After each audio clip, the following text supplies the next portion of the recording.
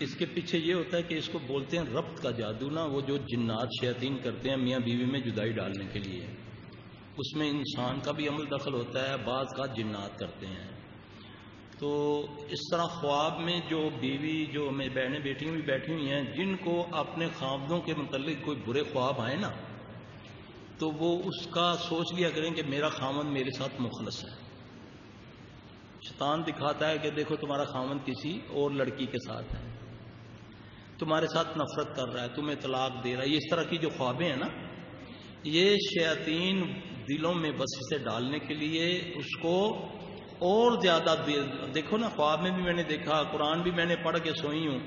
تو اس کے باوجود میرے میاں میں نے دیکھ لیا کہ میں اپنی پھوپھی کی بیٹی کے ساتھ ہر وقت خواب میں مجھے نظر آتا ہے۔ ایسا نہیں ہوتا، کیوں کہ قرآن نے، حالانکہ جادو سے بڑا کچھ ہو جاتا ہے، لیکن قرآن نے جو ذکر کیا، اعوذ باللہ من الشیطان الرجیم، فَيَتَعَلَّمُونَ مِنْهُمَا مَا يُفَرِّقُونَ بِهِ بَيْنَ الْمَرِّ وَزَوْجِهِ وَمَا هُمْ بِضَارِّينَ بِهِ مِنْ أَحَدٍ إِلَّا بِإِذْنِ اللَّهِ۔ یہ شیاطین چاہے جو جن ہے چاہے وہ انسان ہے، یہ جادو کرتے ہیں میاں بیوی میں جدائی ڈالنے کے لیے، مگر یہ نہیں ضرر پہنچا سکتے جب تک اللہ کا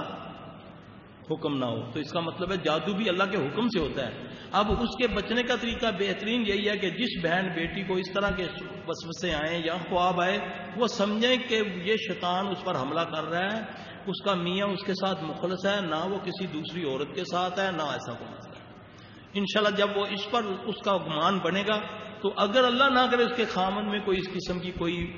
اللہ نہ کرے کوئی آگے چل کوئی بات بھی ہوگی، تو وہ بھی اللہ اس سے دور کر دے گا، کیونکہ اللہ کہتا ہے بندے میں تیرے گمان کے مطابق ہوں۔